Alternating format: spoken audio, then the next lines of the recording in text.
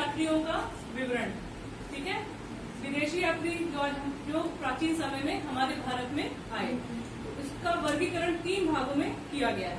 पहला क्या है, यूनान और रोम के लेखकों का विवरण। ठीक है, सेकंड क्या है, चीनी यात्रियों का वृत्तांत।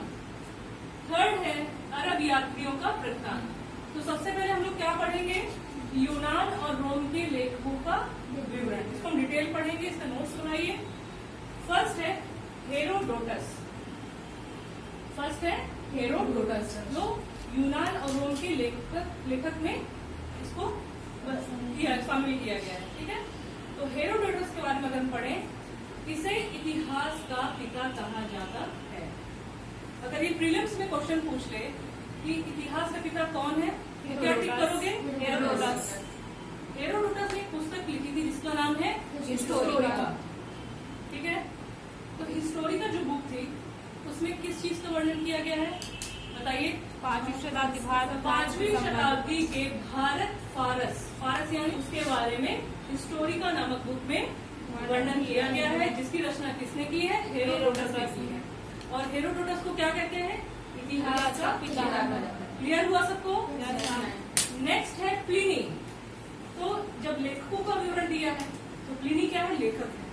उसने कौन से ग्रंथ की रचना की है, नेचुरल हिस्टोरिका। क्या अगर प्रश्न आ गया कि नेचुरल हिस्टोरिका के लेखक का नाम बताइए, तो क्या लिखेंगे आप लोग, प्लिनी। ठीक है, क्लियर हुआ।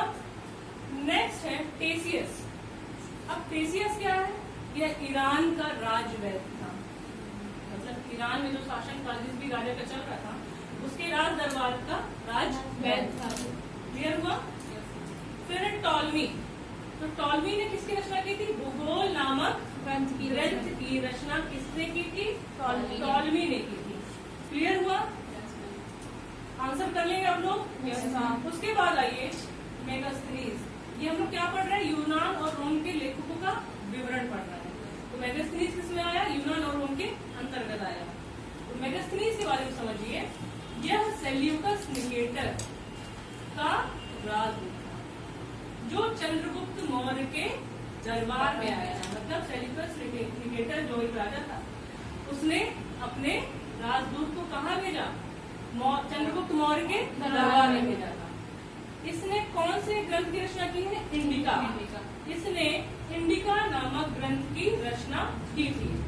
अच्छा, इंडिका नामक ग्रंथ की रचना की, उस ग्रंथ में क्या दिया है, मौर्य युगीन समाज एवं संस्कृति का वर्णन। चूंकि ये चंद्रगुप्त मौर्य के दरबार में आया था, उसने वहां रहकर उसके शासनकाल का पूरा अध्ययन किया। फिर एक ग्रंथ लिखा जिसका नाम है इंडिका। उसने क्या लिखा, उसने मौर्य युगीन समाज, मतलब चंद्रगुप्त मौर्य के शासनकाल में कैसा समाज था, कैसी संस्कृति थी, उसका पूरा वर्णन किया। क्लियर हो गया आप लोगों को। क्या पढ़ा हम लोगों ने, यूनान और रोम के लेखकों का वर्णन। ये कंप्लीट हो गया, समझ में आ